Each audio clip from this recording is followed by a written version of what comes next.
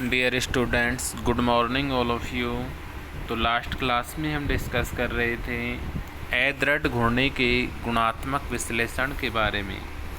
और अदृढ़ घूर्णी जो है उसके गुणात्मक विश्लेषण में हमने इसका जो एनर्जी अंतराल होता है, घूर्णन ऊर्जा जो स्तर होते हैं, उनके लिए इक्वेशन हमने रिप्रेजेंट किया था E J bar equal to B J J plus one minus D J square J plus one का स्क्वायर। और ये जो वैल्यू थी ये सेमी इन्वर्स में हमने प्राप्त की थी।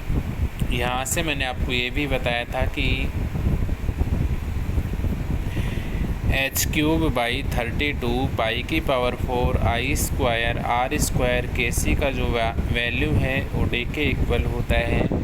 और डी क्या कहलाता है? अदृढ़ घूर्णी विकृत स्थिरांक यहाँ पे कहलाता है। h/8 पाई स्क्वायर आई सी जो है ये क्या कहलाता है?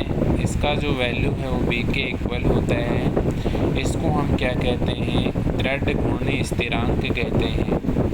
इसके बाद में हमने ये जो डायग्राम आपको दिखाई दे रहा है, दृढ़ घूर्णी एवं अदृढ़ घूर्णी अणुओं के मध्य घूर्णन जो ऊर्जा स्तर हैं उनको हम इस प्रकार से क्या करते थे?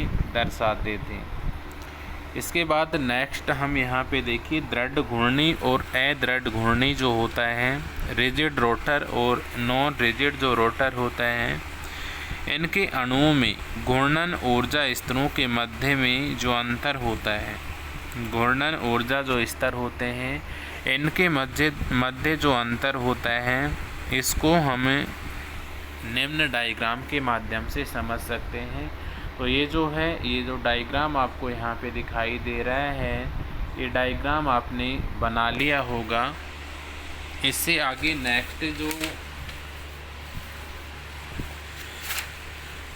नेक्स्ट जो डायग्राम आपको इसमें एक्सप्लेन करना है वो क्या करना है? दृढ़ घूर्णी और अदृढ़ घूर्णी अणुओं में घूर्णन ऊर्जा स्तरों के मध्य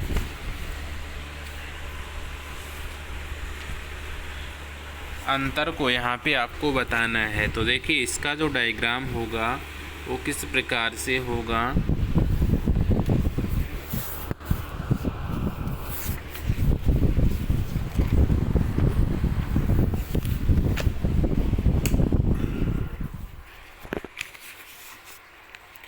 इसके डायग्राम को हम निम्न प्रकार से यहाँ पे समझ सकते हैं। ये देखिए इस प्रकार से, इसी प्रकार से दो लाइनें यहाँ पे नीचे आपको ड्रॉ करनी है। अब यहाँ पे हम दोनों के लिए एक्सप्लेन करेंगे, दृढ़ घूर्णी और अदृढ़ घूर्णी के लिए। तो यहाँ से देखिए इस प्रकार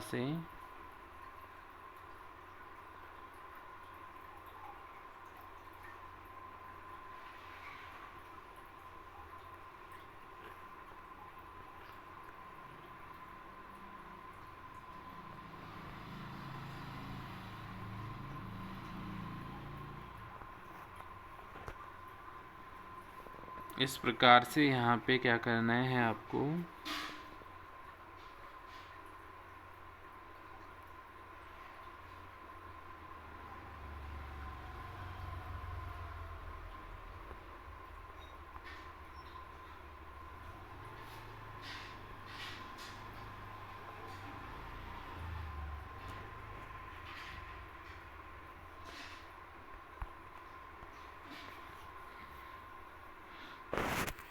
तो देखिए यहाँ से ये क्या हो गया? ये 0, ये क्या हो गया? यहाँ से 2b 4b 6b 8b 10b 12b 14b 16b 18b और ये क्या हो गया यहाँ से 20b। तो यहाँ पे हमने ऊपर की तरफ देखिए, यहाँ पे ये 0 हो गया, ये 2b, ये क्या हो जाएगा 4b 6b 8b 10b 12B, 14B, 16B, 18B और 20B। इसी प्रकार नीचे हम यहाँ पे क्या रिटर्न करेंगे, नीचे की तरफ ये 0 हो गया, 0, ये क्या हो गया यहाँ से 2B डैश, ये क्या हो जाएगा यहाँ से 4B डैश,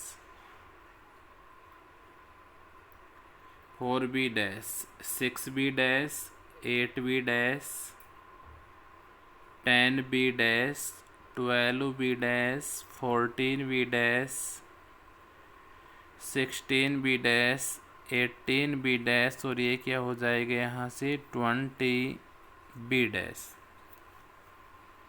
तो यहाँ पे नीचे की तरफ हमने क्या लिया, नीचे देखिए इधर ये 0 हो गया, ये 2B डैश, ये 4B dash, 6B dash, 8B dash, 10B dash, 12B dash, 14B dash, 16B dash, 18B dash, 20B dash. अब ये ऊपर वाला जो है ये किसके लिए है, यहाँ पे ऊपर जो है ये रिजिड रोटर के लिए,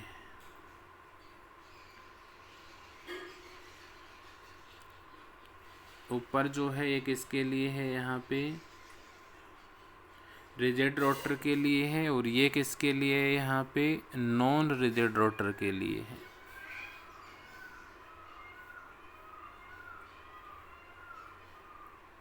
तो यहाँ से इसका जो अंतर होगा, दृढ़ घूर्णी और अदृढ़ घूर्णी अणुओं में घूर्णन ऊर्जा स्तरों के मध्य जो अंतर होगा, इसको हम यहाँ पे निम्न प्रकार से दर्शा सकते हैं, इस प्रकार से दर्शा सकते हैं इसको हम,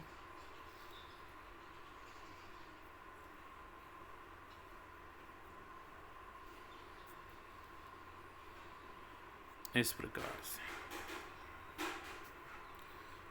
तो कल का जो डायग्राम था उसके नीचे आपको ये मेंशन करना है। सबसे पहले यहाँ पे 2 लाइनें इस प्रकार से आपको मेंशन करनी है, इसके जस्ट नीचे 2 लाइनें आपको यहाँ पे इस प्रकार से नोट करनी है। इसके बाद इस प्रकार से इसमें लाइनें आपको यहाँ पे मेंशन करनी है, नीचे भी इसी प्रकार ये लाइनें आपको इसमें मेंशन करनी है। ये क्या हो गया यहाँ से 0, ये क्या हो गया 2B, 4B, 6B, 8B, 10B, 12B, 14B, 16B, 18B और ये क्या हो गया यहाँ से 20B। इसके बाद यहाँ से देखिए ये 0, 2B dash, 4B dash, 6B dash, 8B dash, 10B dash, 12B dash, 14B dash, 16B dash, 18B dash और 20B डैश, ये रिजिड रोटर के लिए हैं और ये किसके लिए है, नॉन रिजिड रोटर के लिए। इस प्रकार से इसको हम यहाँ पे दर्शा सकते हैं। और इस डायग्राम के नीचे आप यहाँ पे क्या रिटर्न करोगे, दृढ़ घूर्णी एवं अदृढ़ घूर्णी अणुओं में घूर्णन ऊर्जा स्तरों के मध्य अंतर। ठीक है, अगर आप यहाँ से इस डायग्राम को मेंशन नहीं कर रहे हो तो ये जो डायग्राम है आपको यहाँ दिखाई दे रहा होगा, इस डायग्राम को आप यहाँ से बना सकते हैं। ये जो डायग्राम है इसमें क्या दिखाया गया है कि दृढ़ घूर्णी और अदृढ़ घूर्णी अणुओं के मध्य में घूर्णन ऊर्जा स्तरों के मध्य जो अंतर है उसको दिखाया गया है। ये जो है एक इसके लिए अदृढ़ घूर्णी के लिए है, ये जो है एक इसके लिए है दृढ़ घूर्णी रिजिड रोटर के लिए। नीचे यहाँ पे 0 से 2B dash, 4B dash, 6B dash, 8B dash, 10B dash, 12B dash, 14 dash, इस प्रकार से 20B डैश तक है। और ऊपर यहाँ पर क्या है 0, 2B, 4B, 6B, 8B, 10, 12, 14, 16, 20B तक है। ठीक है, इस प्रकार से हम इसको यहाँ से एक्सप्लेन कर सकते हैं। तो कल जो एक डायग्राम इसमें हमने बनाया था दृढ़ घूर्णी और अदृढ़ घूर्णी अणुओं के मध्य घूर्णन ऊर्जा स्तर का, उसके नीचे आपको ये वाला डायग्राम यहाँ पे बना देना है। ठीक है, इसके बाद हमारा इस यूनिट का लास्ट टॉपिक आता है अदृढ़ घूर्णी द्विपरमाणु कणों के लिए चैन नियम। ये आप यहाँ से बना दीजिएगा। ठीक है, इसके बाद देखिए लास्ट टॉपिक आता है इस यूनिट का, और वो क्या आता है यहाँ पे selection rule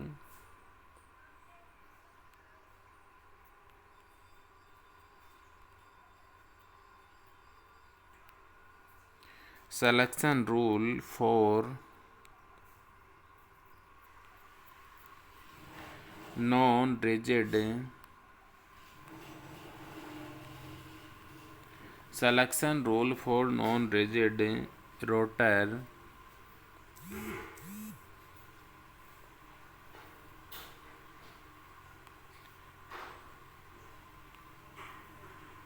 selection rule for non-rigid rotor of diatomic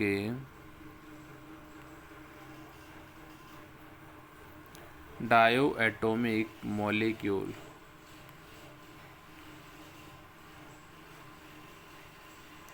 इसको हिंदी में आप यहाँ से क्या कह सकते हो, अदृढ़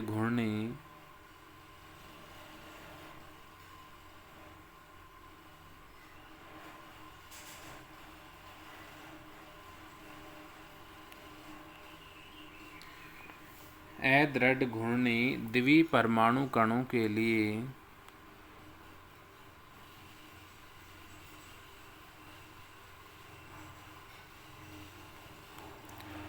अदृढ़ घूर्णी द्विपरमाणु के अणु के लिए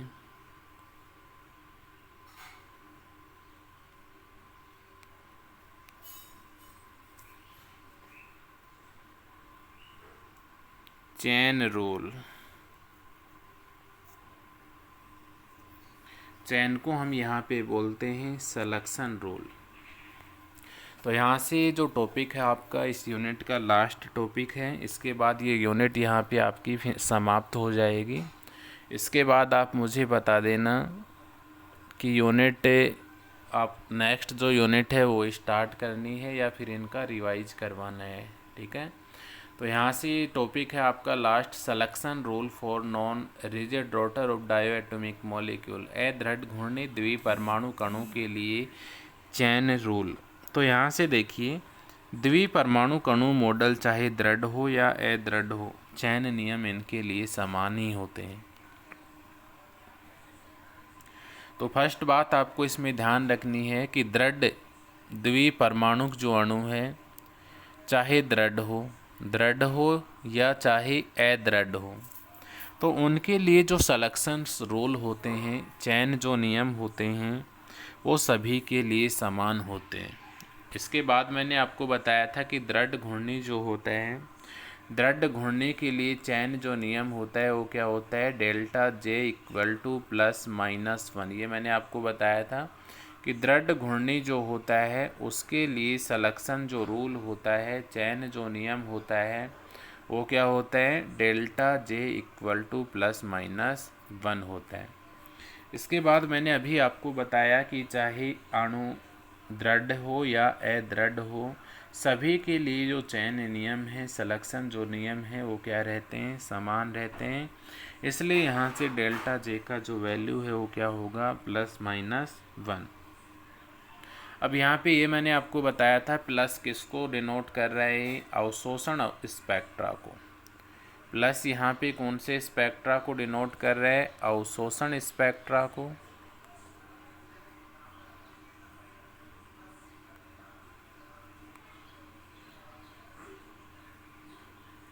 अवशोषण स्पेक्ट्रा। और माइनस जो है ये किसको डिनोट कर रहा है, उत्सर्जन स्पेक्ट्रा को। उत्सर्जन स्पेक्ट्रा। तो यहाँ से प्लस जो है वो अवशोषण स्पेक्ट्रा को डिनोट कर रहे हैं, और माइनस यहाँ पे किसको डिनोट कर रहे हैं, उत्सर्जन स्पेक्ट्रा को यहाँ पे डिनोट कर रहे हैं। अब यहाँ से अदृढ़ घूर्णी अणु के लिए ऊर्जा का जो अंतर होता है, इसको हम निम्न सूत्र के द्वारा यहाँ से प्रदर्शित करते हैं। और यहाँ से जो ट्रांजिशन होता है वो हम मान लेते हैं कहाँ से कहाँ तक हो रहा है, ई जे से ई जे प्लस 1।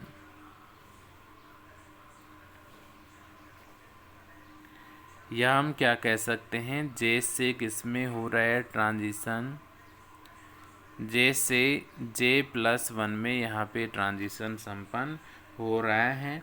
तो यहाँ से हम डेल ई कैलकुलेट करेंगे। डेल ई इक्वल टू यहाँ से क्या हो जाएगा, ई dash J plus one minus E जे। तो यहाँ से मैं डेल ई इक्वल टू क्या रिटर्न कर सकता हूँ, डेल ई इक्वल टू यहाँ से क्या हो गया, E dash J plus one minus का क्या हो गया यहाँ से E J. Del E equal to E dash J plus one minus E J. अब यहाँ से देखिए इक्वेशन हमने प्राप्त किया था, और क्या इक्वेशन प्राप्त हुआ था नॉन रिजिड रोटर के लिए, E J bar equal to B J plus one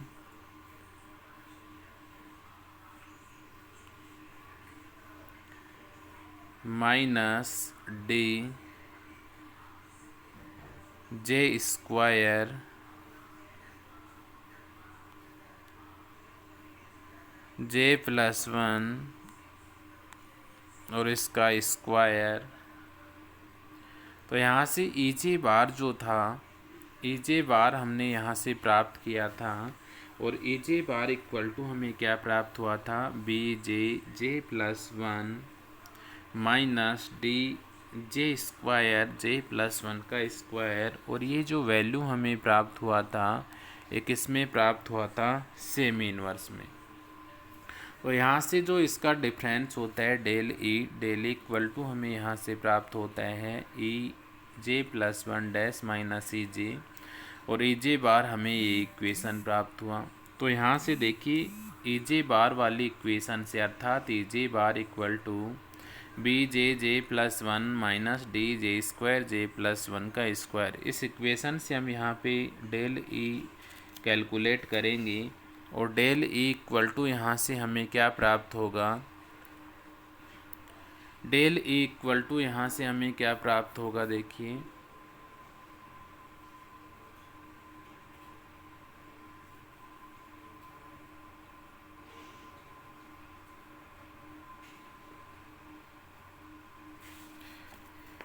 तो यहाँ से स्पेस नहीं है, मैं वैसे बता देता हूँ आपको। यहाँ से हम डेली निकालेंगे, और डेली यहाँ से किस प्रकार से कैलकुलेट करेंगे, तो डेली जो होगा उसमें हम किस प्रकार से रिटर्न करेंगे, डेल ई का जो मान होगा,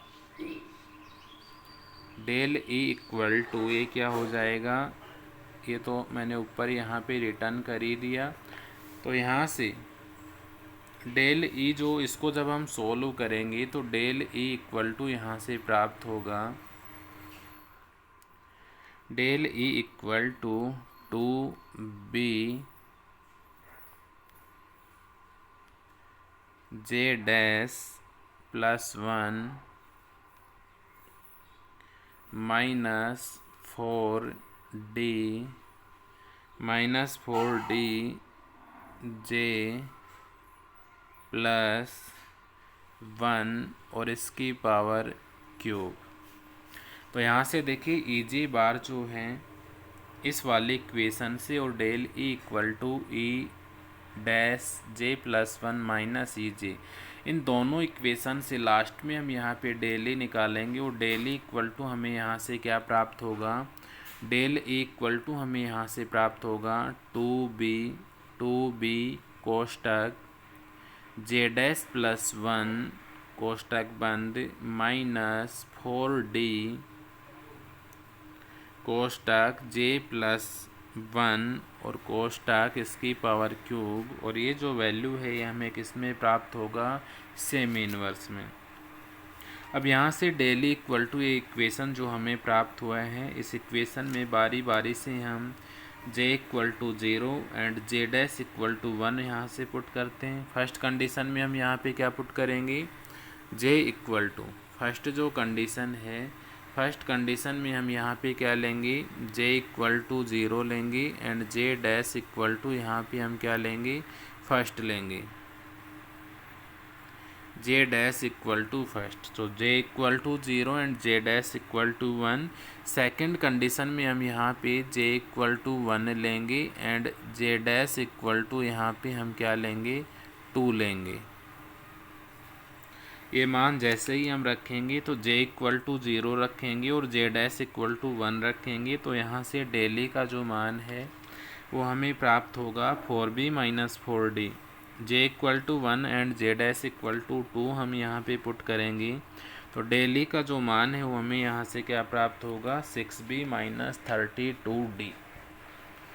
तो देखिए इसको हम यहाँ से इस प्रकार से समझ सकते हैं। ये तो हो ही गया, मैंने बताया चैन जो नियम होते हैं दृढ़ रोटर और नॉन जो रिजिड रोटर होता है उनके लिए समान होता है। Delta J equal two plus minus 1 होता है। प्लस का मतलब यहाँ पे हो गया अवशोषण स्पेक्ट्रा, माइनस का मतलब उत्सर्जन स्पेक्ट्रा। इसके बाद यहाँ से डेली निकालेंगे, del E equal to E dash J plus 1 minus E J होता है। और ई जे बार का जो मान है ये हमने अभी कल की क्लास में निकाला था। इसके बाद यहाँ से ई जे बार वाली इक्वेशन और डेली वाली इक्वेशन से हम यहाँ से डेली कैलकुलेट करते हैं, और डेली हमें यहाँ से क्या प्राप्त होता है, del E equal to 2b J dash plus 1 minus 4d J plus 1 इसकी पावर क्यूब। अब इसके बाद में यहाँ से ये जो इक्वेशन था इस इक्वेशन में हम j equal to 0 and j dash equal to 1 put करते हैं कंडीशन फर्स्ट में। सेकंड कंडीशन में हम यहाँ पे j equal to 1 and j dash equal to 2 हम यहाँ पे क्या करते हैं, पुट करते हैं। तो ये था आपका यहाँ पे सिलेक्शन रूल। अब आप यहाँ से इसको रिटर्न किस प्रकार से करोगे, तो यहाँ से आपको हेडिंग डालना है अदृढ़ घूर्णी द्विपरमाणु कणों के लिए चैन नियम, selection rule for non rigid rotor. और ये बताया मैंने आपको कि यहाँ पे डेल्टा जे का जो मान है वो क्या होता है, प्लस माइनस 1 होता है। और ये जो सूत्र होता है डेल्टा ई इक्वल टू, इसको हम इस फॉर्मूले से रिटर्न करते हैं ई dash J plus 1 minus E जे समीकरण ए से। और समीकरण ए जो है ये वाली इक्वेशन है, ये वाली जो इक्वेशन है कौन सी इक्वेशन है, यहाँ पे समीकरण नंबर ए। तो यहाँ पे जो समीकरण नंबर ए लिखा हुआ है, समीकरण नंबर ये लिखा हुआ है ए, तो समीकरण नंबर जो ए यहाँ पे रिटर्न किया हुआ है, लिखा हुआ है कि समीकरण ए से। तो समीकरण ए यहाँ पे क्या है, E J bar, A J bar equal to क्या है यहाँ पे, बी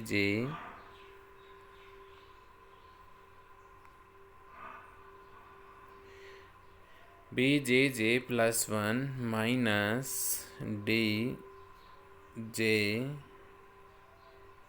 स्क्वायर जे प्लस 1 और इसका स्क्वायर। और ये जो वैल्यू है इसका मान यहाँ पे किस में है, सेमी इनवर्स में। तो समीकरण ए से और समीकरण ए यहाँ पे क्या है, E J bar equal to B J plus 1 minus D J square J plus 1 का स्क्वायर। इससे हम यहाँ पे इसको सोल्व करते हैं और डेली यहाँ पे कैलकुलेट करते हैं, और डेली का जो मान है वो हमें यहाँ से क्या प्राप्त होता है, 2b J dash plus 1 minus 4d J plus 1 की पावर क्यूब। इसके बाद यहाँ पे कंडीशन लगाते हैं, माना अणु जो है j इक्वल टू 0 से जे डैश इक्वल टू 1 में जाता है, तो j का मान यहाँ पे रखते हैं। तो यहाँ से डेली का जो मान है वो हमें यहाँ प्राप्त होता है, del E equal to 4b minus 4d semi inverse. इसी प्रकार यहाँ से j इक्वल टू 1 हम पुट करते हैं, j डैश इक्वल टू 2। तो यहाँ से जो डेल ई हमें प्राप्त होता है वो क्या प्राप्त होता है, 6b minus 32d semi inverse. इसके बाद यहाँ से आप क्या कह सकते हो कि उपरोक्त समीकरण से स्पष्ट है कि घूर्णन स्पेक्ट्रम लाइनों में दूरी समान नहीं होती है। दूरी का मान क्या होता है, समान यहाँ पे नहीं होता है। जे का मान बढ़ता है तो इनके मध्य की जो दूरी है वो क्या हो जाती है, कम यहाँ पे हो जाती है। इससे हम कह सकते हैं कि दृढ़ और अदृढ़ घूर्णी मॉडल वैसे तो समान होते हैं, पर इनमें क्या अंतर होता है कि अदृढ़ घूर्णी जो मॉडल होता है उसमें जे का मान बढ़ने पर घूर्णन स्पेक्ट्रम लाइनों के मध्य की दूरी क्या हो जाती है, यहाँ पे घट जाती है, अर्थात डिक्रीज हो जाती है यहाँ से।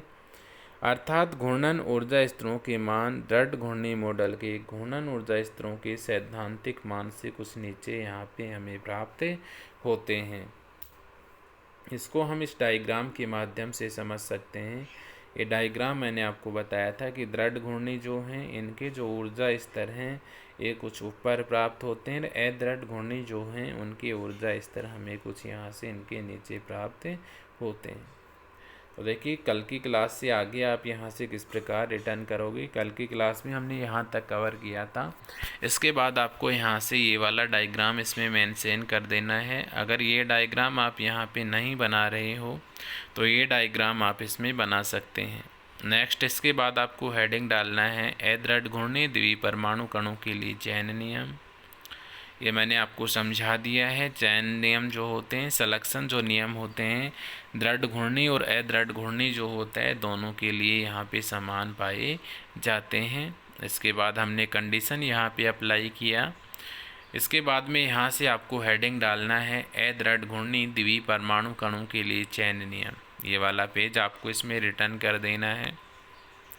नेक्स्ट इसके बाद यहाँ पे कंडीशन अप्लाई करना है J = 0, dash = 1, J = 1 and J dash = 2।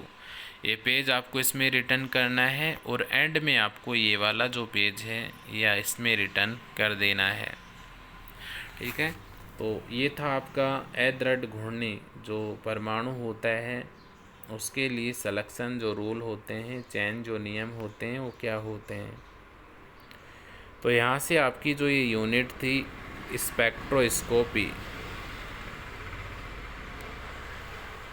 Spectroscopy जो हमारी यूनिट थी उसका आज यहाँ पे एंड होता है।